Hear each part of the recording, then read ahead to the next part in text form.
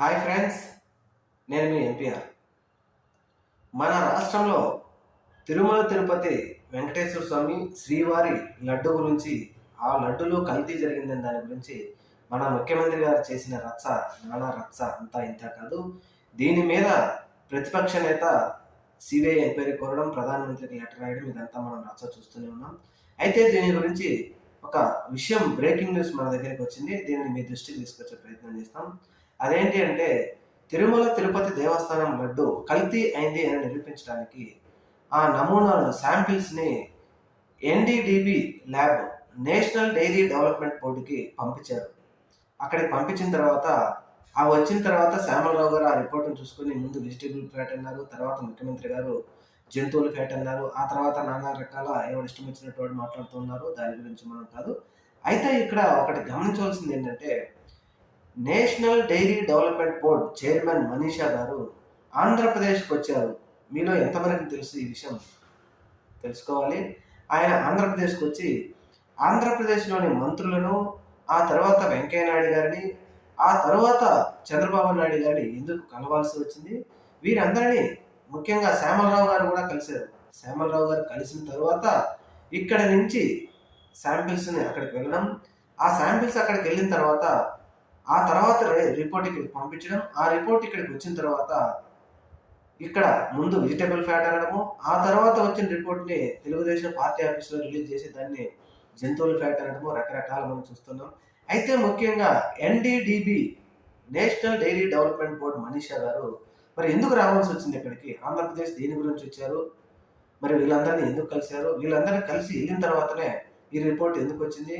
మెడ్రాస్ సంబంధించిన AR foods వారు కూడా అనుమానిస్తుంది ఏంటంటే, ఈ రిపోర్ట్లో మా ల్యాబ్ రిపోర్ట్ నేమ్ ఎక్కడా రాయలేదు, మీరు వచ్చి మేము స్వచ్ఛందంగా చెక్ చేయొచ్చని ఎవరు చెప్తా ఉన్నారు, మీరు ఎందుకు వచ్చారని చెప్పేసి కొంతమంది మన విశ్లేషణ ప్రకారం, మన ఎంక్వైరీ చేసిన దాని ప్రకారం అడిగితే, ఏంటిది అని అడిగితే కొంత మనకు తెలిసిన సమాచారం ఏంటంటే, మన ముఖ్యమంత్రి చంద్రబాబు నాయుడు గారు ఆంధ్రప్రదేశ్ రాష్ట్రంలో ఎన్నో పరిశ్రమలు తీసుకురావడానికి ఎంతో శ్రమిస్తున్నారు.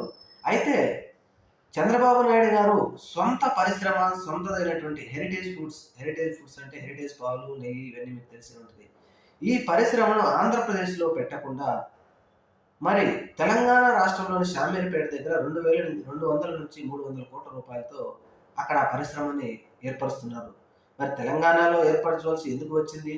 అప్పటిలో మీకు కొన్ని ఫ్యాక్టరీలు ఇక్కడ నుంచి, కొన్ని అనుబంధ సంస్థల పొరుగు రాష్ట్రంలో అది ఒకటి బ్యాటరీస్, ఆ బ్యాటరీస్ కూడా వారు అక్కడ అనుబంధ సంస్థను ఏర్పాటు చేస్తేనే జగన్మోహన్ రెడ్డి గారి వల్ల ఈ బ్యాటరీ సంస్థలన్నీ పక్కకి వెళ్ళిపోతాయని మాట్లాడినటువంటి చంద్రబాబు నాయుడు గారు మరి ఈరోజు చంద్రబాబు నాయుడు గారి సంస్థని, పరిశ్రమని ఎందుకు పొరుగు రాష్ట్రాల్లో ఏర్పాటు చేయవలసి వచ్చింది? మరి మన రాష్ట్రంలో ముఖ్యంగా చంద్రబాబు నాయుడు గారి కళల రాజధాని అయినటువంటి అమరావతిలో ఎందుకు ఏర్పాటు చేయలేకపోయారు అంటే, ఇక్కడ వస్తువులు లేవని, తెలంగాణ రాష్ట్రంలో పరిశ్రమ పెడితే మనకు బాగా అభివృద్ధి చెందుతుందని, మనకు, మన పిల్లలకు, వాళ్ళ పిల్లలకు కూడా బాగా కాసులు వస్తాయని చెప్పి మరి పరిశ్రమను అక్కడ ఏర్పాటు చేస్తున్నారా? ఈ పరిశ్రమ ఏర్పాటు చేస్తున్నారు కాబట్టి ఈ పరిశ్రమకు సంబంధించి సలహాలు, సూచనలు తీసుకోవడానికే ఆయన విజయవాడకు పిలిపించారు. విజయవాడకు పిలిపించిన తర్వాత అక్కడ పక్కా పథకం ప్రకారం ప్రజల దృష్టిలో నుంచి ఒక విషయం పంపించాలి, ప్రజల దృష్టిలోకి. ఈ విషయం ఏంటిది అని చర్చిస్తున్నప్పుడు అక్కడ ఈ విషయం మనీషా గారితో ఇలా చర్చించేటప్పుడు ఈ విషయం బయటకు రావడం, ఈ విషయం బయటకు వచ్చిన తర్వాత త్వరితగతిన టీటీడీ ఈఓ శ్యామలరావు గారు ఆయన్ని కలవడం, కలిసిన తర్వాత శాంపిల్స్ వారి ల్యాబులకు పంపించడం, వారి ల్యాబ్ నుంచి మొదట ఒకసారి రావడం, మళ్ళీ వచ్చిన తర్వాత జంతు ఫ్యాట్లు అనటము. ఇక్కడ ముఖ్యంగా వెజిటబుల్ ఫ్యాట్ అన్న ఆ రిపోర్ట్కి, ముఖ్యమంత్రి గారు చదివిన రిపోర్ట్కి, ఆనం వెంకటరమణారెడ్డి గారు చదివి చెప్పిన రిపోర్ట్లకి, వీటన్నిటికీ సంబంధం లేకుండా ఉన్నాయి. కాబట్టి ఇది పక్కా ప్రణాళిక ప్రకారమే చేశారు. ఎన్డీడీబీ చైర్మన్ ఇక్కడికి ఎందుకు రావాల్సి వచ్చింది? ఆయన వెంకయ్య నాయుడు గారు ఎందుకు కావాల్సి వచ్చింది? వీరందరూ కలిసి ఒక పథకం ప్రకారమే దీనిని బయటికి తీసుకొచ్చారు. అసలు చంద్రబాబు నాయుడు గారు హెరిటేజ్ పరిశ్రమని తెలంగాణలో ఎందుకు పెట్టవలసి వచ్చింది? ఆంధ్రప్రదేశ్ కళల రాజధాని అమరావతిలో ఎందుకు పెట్టలేకపోయారు? అమరావతిలో కాకపోతే విశాఖపట్నంలో ఎందుకు పెట్టలేకపోయారు? రాయలసీమలో ఎందుకు పెట్టలేకపోయారు? ప్రకాశం, నెల్లూరు ప్రాంతాల్లో ఎందుకు పెట్టలేకపోయారు? తెలంగాణలో ఎందుకు పెడుతున్నారు? షామీర్పేటలో 200 నుంచి 300 కోట్ల రూపాయలతో ఆ పరిశ్రమ ఎందుకు ఏర్పాటు చేస్తున్నారు? మరి చంద్రబాబు నాయుడు గారు, మన ముఖ్యమంత్రి గారు చెప్పాలి.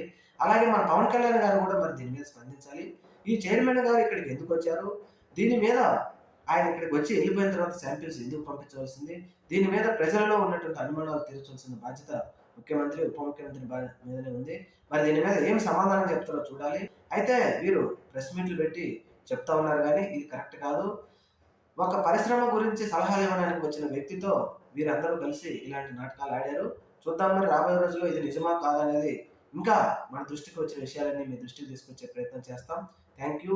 మన ఛానల్ని తప్పకుండా సబ్స్క్రైబ్ చేయండి, లైక్ చేయండి. Thank you.